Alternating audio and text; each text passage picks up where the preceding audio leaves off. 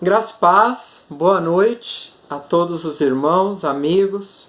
E para quem não me conhece, eu sou o pastor Adriano, sou pastor da Convenção Batista Brasileira.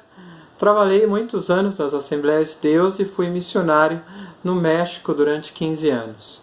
Eu queria falar um pouquinho nesse vídeo curtinho, um pouquinho do porquê missões.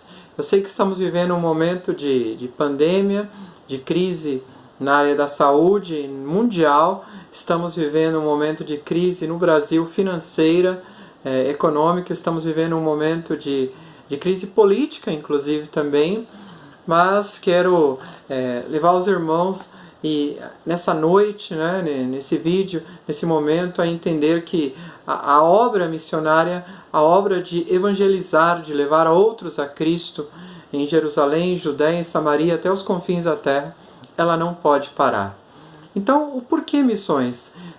Eu quero dar 4 tópicos muito simples. Primeiro, porque missões é um mandamento, está em toda a palavra de Deus. De Gênesis a Apocalipse, nós vamos encontrar a palavra nos ordenando, nos motivando a levar o amor de Cristo a outras pessoas, a falar do nome de Deus. Segundo, um ponto muito importante para mim é a questão de que missões fala de ser agradecido e fala também de levar pessoas a Cristo, mas fala de levar mais que isso, levar o amor de Deus até as pessoas. E eu quero ler, inclusive, em Mateus 9,36, disse: vendo a multidão, Jesus, não é? Teve compaixão deles porque andavam desgarrados e errantes como ovelhas que não têm pastor.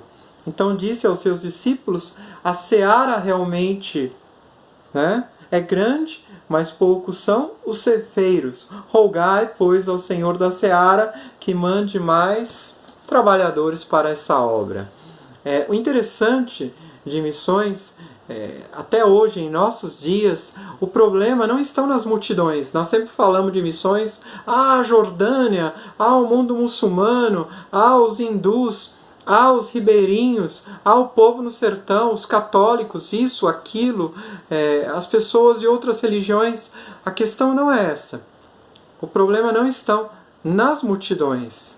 O problema está, tudo pelo contrário, está em nós como igreja, que muitas vezes não estamos sendo sensíveis à voz de Deus e não temos doado, não temos entregado, não temos falado do amor de Deus às pessoas. Um terceiro ponto muito importante realmente é a necessidade, né? Hoje nós vemos que a necessidade do mundo é muito grande, tanto na questão social como na questão espiritual, que é a mais importante. E nós vemos que a palavra de Deus é clara, diz que o evangelho seria pregado a todas as nações, então viria o fim. Então, enquanto houver essa necessidade, enquanto houver pessoas precisando escutar do amor de Deus, Cristo não há de vir. Então, eu sempre brinco com a igreja, se você quer ir para o céu, se você quer encontrar com Jesus, se você quer estar com Cristo, o melhor que podemos fazer é pregar o Evangelho.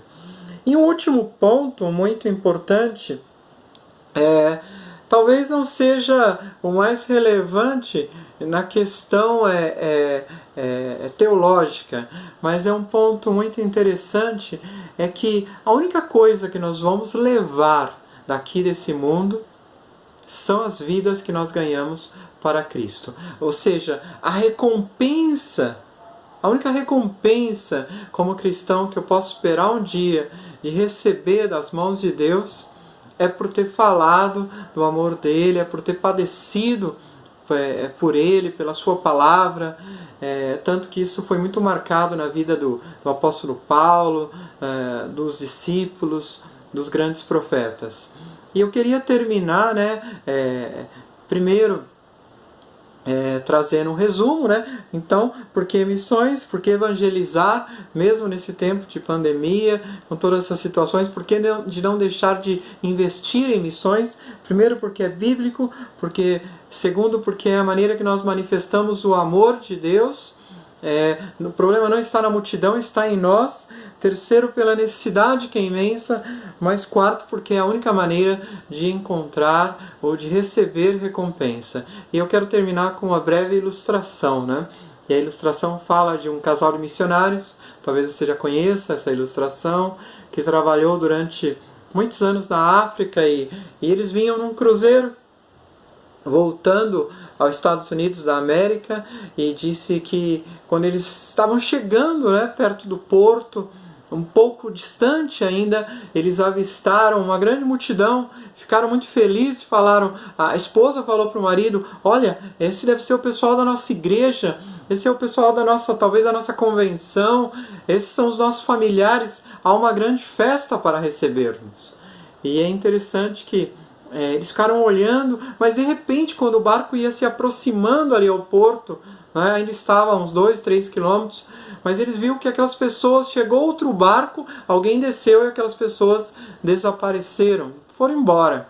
Então eles ficaram muito tristes pelaquela situação, o barco chegou, eles desembarcaram, não foram recebidos por ninguém, então foram para uma casinha que a igreja havia preparado, um lugar simples, humilde, mas estando ali, começou uma discussão entre aqueles dois missionários, aquele casal de missionários.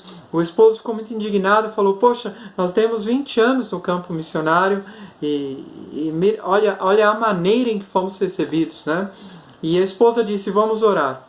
No outro dia, a esposa estava em casa com um sorriso enorme, feliz, agradecida, e disse que o esposo estava muito chateado, disse, por que você está feliz? Não tem por que estar feliz. E ela falou, porque Deus já me respondeu o porquê de toda essa situação.